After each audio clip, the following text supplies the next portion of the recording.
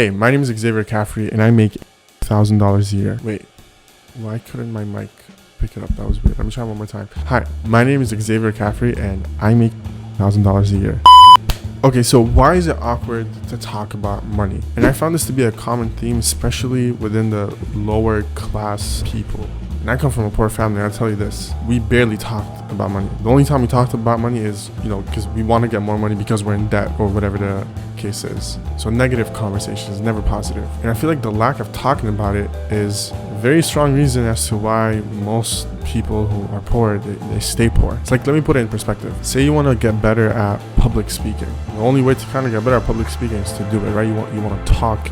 You want to have public speaking gigs and so on. So how do you expect to get better with handling your money, making money, all that jazz if you never talk about it? And even though I'm saying all of this, I guess because of the way I was raised, it's still awkward for me to just go ahead and tell you how much money I make, how I spend my money, how I invest it, how I save it, all of that. So I still have room to grow and improve, but I just wanted to create this video to, I guess, start a discourse and see if you watching have also noticed that this is a common theme within majority of people around you.